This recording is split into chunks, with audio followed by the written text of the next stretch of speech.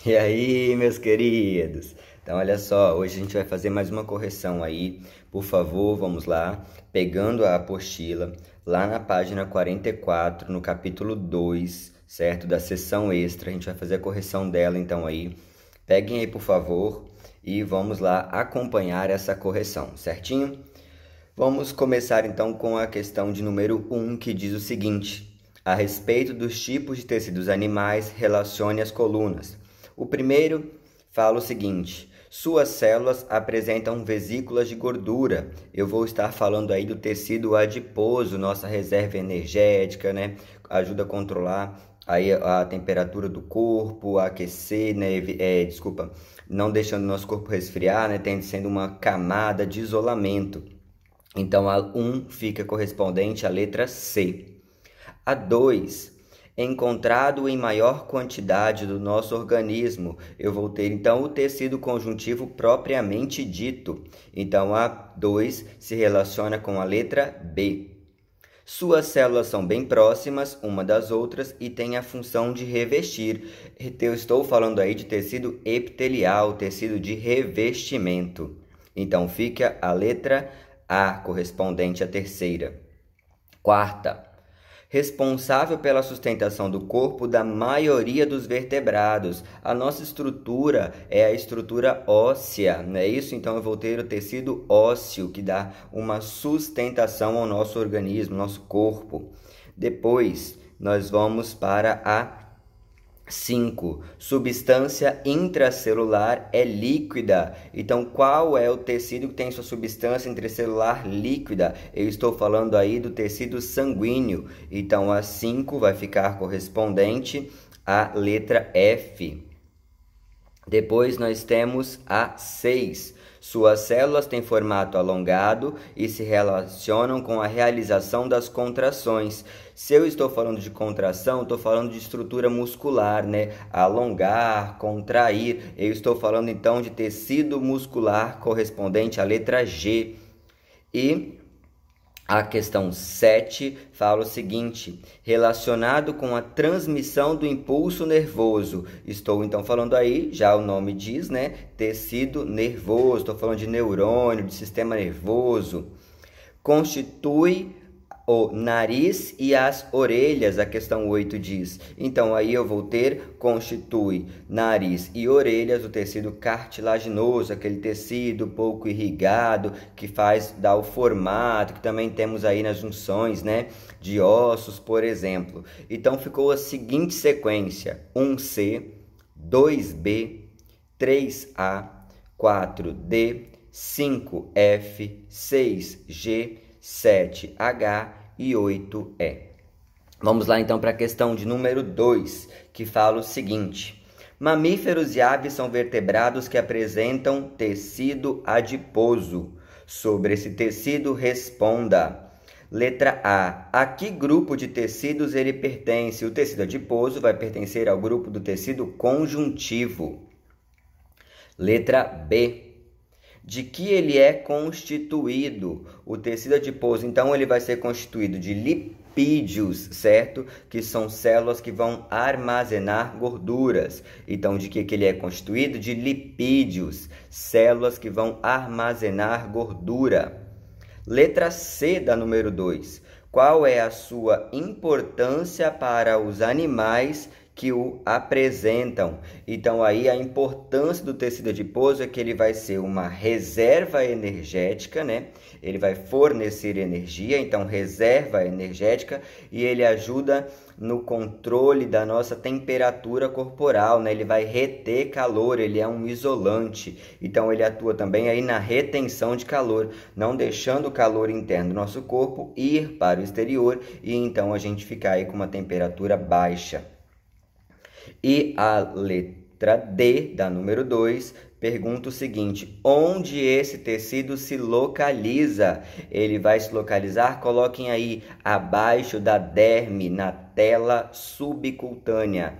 Então, ele vai se localizar abaixo da derme, na tela subcutânea.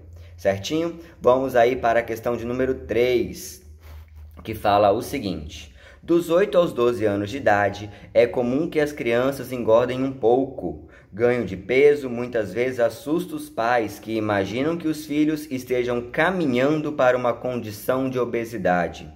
Na maior parte das vezes, no entanto, os jovens retornam ao peso normal a atingirem a puberdade. Porque esse ganho de peso na adolescência pode ser considerado benéfico para o indivíduo. A gente tem que lembrar que o tecido adiposo, que vai então aí se ficar retido, né, na criança, provocando aí com que ela engorde, é um tecido de reserva energética. E qual é a fase? Aí falou, ó, dos 8 aos 12 anos. Qual é a fase que vem depois disso? A fase que vem depois, então, aí vai ser a adolescência, a puberdade, aquela fase de crescimento, certo? É um crescimento muito rápido, é ativo, o nosso corpo fica muito ativo nesse período. Então, qual é a importância, né? Qual é o benefício dessa reserva energética dos 8 aos 12 anos? Coloquem aí para mim, então, assim: o corpo armazena gordura para utilizá-la na adolescência, fase de crescimento ativo, certinho? Então, a importância é o que? É o corpo armazenar agora energia para poder utilizar essa energia em grande quantidade agora na fase da adolescência, naquela fase da puberdade, onde ocorre o estirão, aquele crescimento muito rápido, certinho? Vamos então aí para a questão de número 4. Um médico solicitou a realização de um hemograma, exame laboratorial de sangue de rotina para um paciente seu. A finalidade dos exames como esse é verificar como vai a saúde da pessoa, uma vez que as alterações dos valores normais podem indicar problemas e favorecer a adoção de medidas, muitas vezes simples, para a sua correção. Os resultados obtidos estão no quadro. E aí me diz assim no quadro, que as hemácias ele tem 5,5 milhões por milímetros cúbicos, e o ideal é que fique entre 4,5 e 5,9, então está ok. Os leucócitos, nossos glóbulos brancos aí, defesa do nosso organismo, está em 4.000, certo? Só que o ideal é que fique, segundo a tabela, entre 5 a 10.000. Então, eu já sei que os meus leucócitos, as minhas células de defesa, estão abaixo do valor esperado. E as plaquetas, 280.000, e aí o ideal é que fique entre 200 e 400.000. Então, minhas plaquetas estão ok. Então, de acordo com as informações contidas na tabela e as funções realizadas pelos elementos figurados do sangue, qual seria o diagnóstico do médico? O diagnóstico é o quê? Quando eu observo a tabela, eu vejo que os meus leucócitos, meus glóbulos brancos, minhas células de defesa estão com um número abaixo do esperado. Então, eu vou entender que esse organismo está com uma infecção. Então, coloquem aí que o organismo se encontra com alguma infecção, tendo dificuldades em combatê-las, uma vez que os leucócitos são células de defesa, atuam na defesa do organismo, vamos assim generalizar, certinho? Virando a página 45, a questão número 5 fala o seguinte: em um trabalho escolar, um aluno fez 3 afirmações. E aí pergunta, comente cada uma das afirmações e efetue as correções caso seja necessário. Primeira fala o seguinte: o tecido adiposo é responsável nos vertebrados pela secreção de hormônios. Então, essa questão não está totalmente correta, né? Ela tem que ser trocado a palavra aí, né, o final dessa frase, secreção de hormônios, porque o tecido adiposo é responsável nos vertebrados principalmente pela reserva energética. Então, no final da frase, risquem secreção de hormônios e coloquem reserva energética. 2. A pele grossa dos répteis, muitas vezes recobertas por escamas e placas, constitui uma adaptação ao ambiente terrestre. Essa é verdadeira. Essa pele grossa favorece o quê? Favorece aí o organismo a retenção de água, a uma não desidratação. E a terceira diz: a epiderme dos vegetais é um tecido utilizado na sustentação e é formado por células mortas. Então aí a epiderme dos vegetais é um tecido formado por células vivas, não é um tecido formado por células mortas. Então pode riscar toda essa parte final aí, utilizado na sustentação e formado por células vivas, né? Só coloquem assim: a epiderme dos vegetais é um tecido formado por células vivas. Vamos então para a questão número 6, que diz o seguinte: a respeito dos tipos de tecidos vegetais, relacione as colunas. Primeiro, tecido de revestimento da planta, eu vou ter a epiderme. Segundo, tecido indiferenciado, responsável pelo crescimento da planta, as partes da planta que vão desenvolver. Lembra lá no broto eu tenho o chamado meristema, ó, meristema apical, meristema lateral. Tecido comum nas folhas, principal responsável pela fotossíntese. Aí a fotossíntese, só lembrar de clorofila, fotossíntese. Então eu vou ter o parênquima clorofiliano. Depois, conjunto, tecido cujos vasos condutores transportam água e sais minerais. Eu vou estar falando aí do xilema, que é a chamada seiva bruta. Tecido cujos vasos condutores transportam seiva rica em açúcares. Aí sim eu falo do floema, que é a letra G. Tecido que sustenta as partes mais jovens da planta.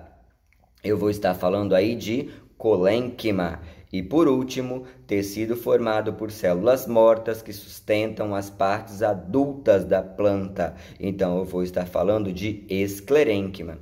Então a sequência ficou o seguinte: 1B, 2A, 3C, 4F, 5G, 6D e 7E. Vamos para a questão número 7 agora, com relação aos tecidos de armazenamento das plantas, denominados parênquimas, em que tipos de plantas seriam úteis o armazenamento de água e o armazenamento de ar. O armazenamento de água, ele é útil em plantas de regiões secas, em regiões que chove pouco, que tem pouca disponibilidade de água. Então a planta conseguindo armazenar essa água, ela vai sobreviver por um tempo muito maior. E em qual planta tem o objetivo de armazenar ar? Por exemplo, plantas aquáticas, né? E aí as plantas aquáticas podem até mesmo utilizar o ar para ajudar na flutuabilidade. Então, a água em plantas de regiões secas e o ar em plantas aquáticas. Número 8. Preocupado com uma grande árvore que crescia próximo à parede de um curral, um fazendeiro retirou um anel completo da casca à base do caule, né? Aquele anel de Malpighi, cortou em volta da árvore todinha, fez um anel. Algum tempo depois, a planta começou a secar e morreu, deixando de ameaçar a construção com o crescimento de suas raízes. Explique o que pode ter acontecido com a árvore após a ação do fazendeiro. Então, o fazendeiro ele fez o quê? O fazendeiro seccionou, ele cortou o floema da planta. O que é o floema? O floema são aqueles vasos condutores que ficam na parte mais externa da planta e levam agora a seiva elaborada, né, para toda a planta. Então, quando ele seccionou o floema, ele impediu a seiva elaborada de chegar até as porções mais baixas da planta, até mesmo nas raízes, e aí ele fez com que agora essas plantas não recebessem aí água e açúcares, né, provindos lá da folha. Então, aí ele ocasionou o quê? Uma morte das partes mais baixas da planta inicialmente, e aí essas partes morrendo, elas vão deixar de absorver água, sais minerais e depois vira uma bola de neve que vai gerar então a morte dessa planta. Então, o que o fazendeiro fez? Ele impediu com que a seiva elaborada chegasse até as partes mais baixas, como as raízes da planta, ocasionando a morte das células da raiz, que não vão mais absorver água e sais minerais e automaticamente vão matar toda a planta. Questão número 9. Os diferentes revestimentos dos vertebrados estão intimamente relacionados com os ambientes em que vivem esses animais. Afinal, um dos grandes obstáculos à conquista do ambiente terrestre é o perigo da desidratação, né? O que a gente mais sofre é com a dependência da água, né? Porque o nosso corpo, ao sair da água, a gente fica muito aí dependente dela. Então, quais são as estratégias que o nosso corpo vai ter que fazer para conseguir sobreviver na distância, né, da água? E aí a letra A fala o seguinte: relacione as características da pele observada em répteis e a adaptação deles ao ambiente terrestre. Os répteis têm uma pele grossa, uma pele coriácea, uma pele formada aí por várias camadas de células mortas. Então, qual é a vantagem de ter essa pele grossa, essa pele revestida aí por camadas, né? Geralmente recobertas até mesmo por escamas. Qual é o objetivo disso? É evitar a desidratação. Essa grossa camada de tecido evita a desidratação. E a letra B. Por que é importante que a epiderme dos anfíbios seja fina e úmida? Então, os sapos, por exemplo, aí estando no grupo dos anfíbios, eles têm a respiração cutânea, a respiração realizada agora pela pele. Se ele tivesse uma pele grossa, igual dos répteis, como por exemplo um jacaré, uma tartaruga, o gás não conseguiria aí atravessar a parede e chegar até o interior do corpo desse organismo aí, desse animal. Então, o objetivo da pele dos anfíbios ser fina e úmida é realizar a troca gasosa, é facilitar a troca gasosa, porque ele tem uma respiração chamada de respiração cutânea. E a última questão, a 10, fala o seguinte: a pele dos vertebrados é um órgão complexo com diversas camadas de células sobrepostas e estruturas anexas que ajudam a cumprir seu papel protetor. Letra A. Quais são as camadas que formam a pele dos vertebrados? Então, eu vou ter a epiderme superficial e a derme mais profunda. Letra B. Em qual das camadas da pele ocorre intensa divisão celular? Vai ser nas camadas inferiores da pele, que vão expulsando então o tecido morto e a gente vai jogando esse tecido morto para fora para substituir então esse tecido morto. E a letra C, nossa última questão, fala o seguinte: o que são anexos epidérmicos? Então coloquem aí, são estruturas originadas da epiderme. Estruturas originadas da epiderme. Exemplo dessas estruturas, então coloquem aí, tendo como exemplos pelos, bico, escamas, as penas dos animais, todas essas, então, são aí estruturas chamadas de anexos epidérmicos, né? As estruturas que estão anexadas à nossa epiderme. Então, meninos, olha só, terminamos aí a correção da página 44 e 45 da sessão extra, tá? Vão acompanhando, não deixem de fazer. Nós vamos iniciar agora um novo capítulo que eu vou postar também aí o vídeo, certo? Tendo dúvidas é só comentar aí embaixo, professor, tal, ou me mandar por e-mail, que vocês sabem também meu e-mail. Do resto, beijão, morro de saudade de vocês, sabem muito bem disso, não é isso? E em breve, espero aí podemos voltar em nossas aulas, utilizar aí laboratórios, fazer os nossos experimentos de sempre e se cuidem, tá? Não saiam de casa, vamos aí preservar a nossa saúde. Tchau, tchau!